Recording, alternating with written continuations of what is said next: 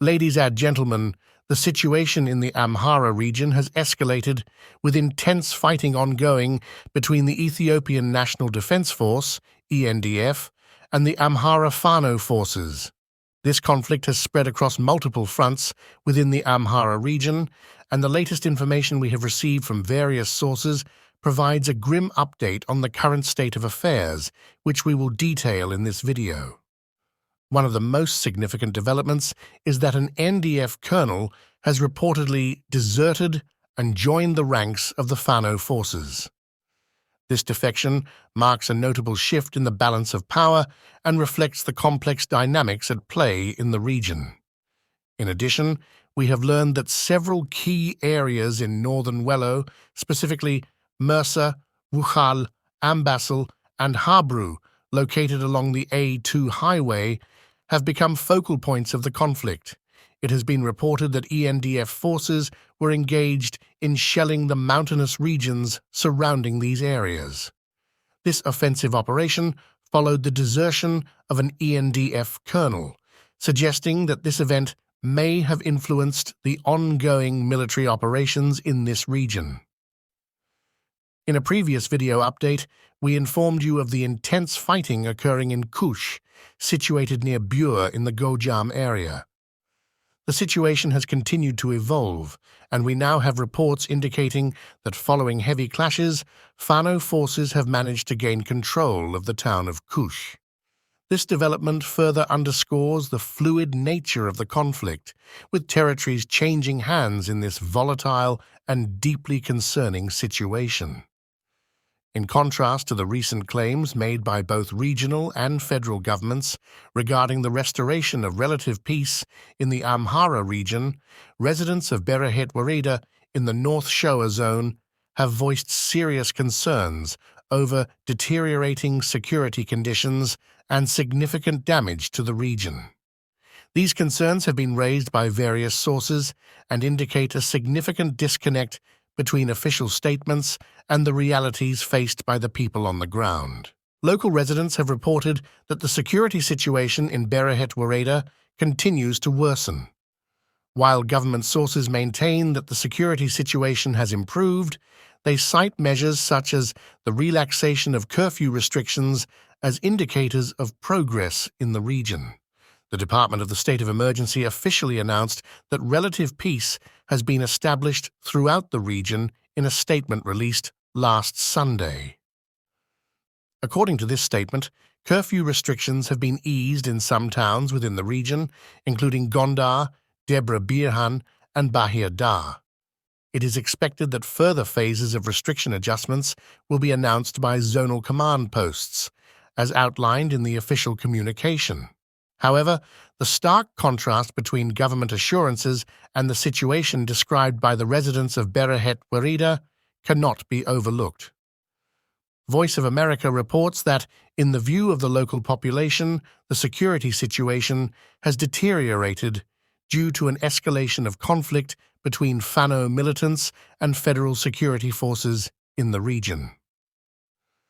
Furthermore, the residents of Bereket town have raised concerns about a significant explosion that took place on October 16, 2023, in Mita Bila town of Bereket Wareda.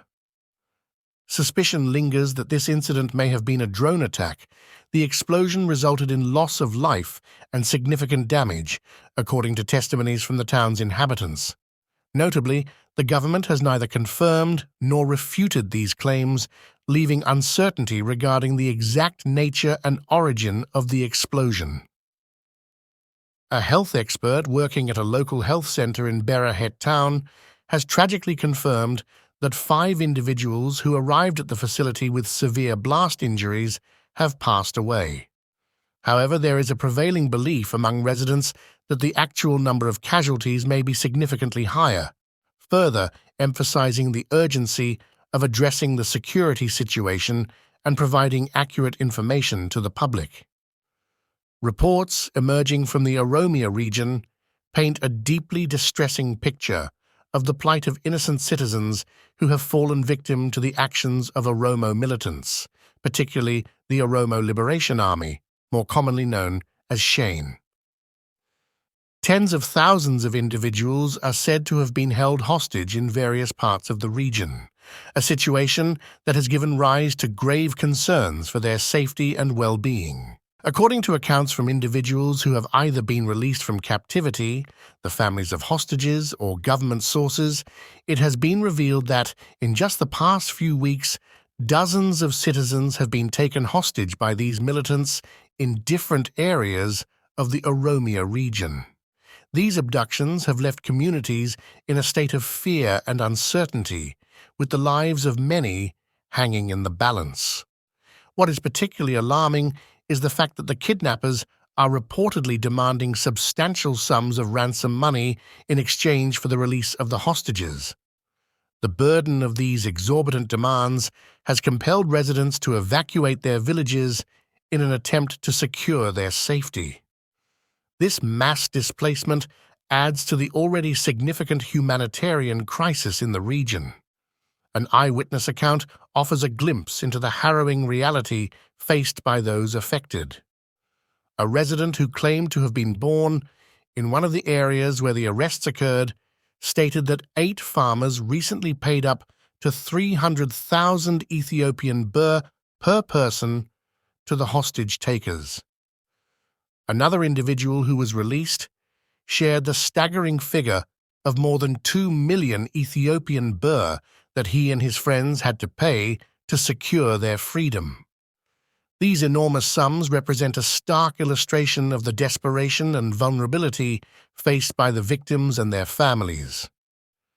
In response to these distressing events, the head of the Communication Bureau of the Oromia Regional Government, Hailu Adugna, has pointed the finger at the armed group that identifies itself as the Oromo Liberation Army for these abductions.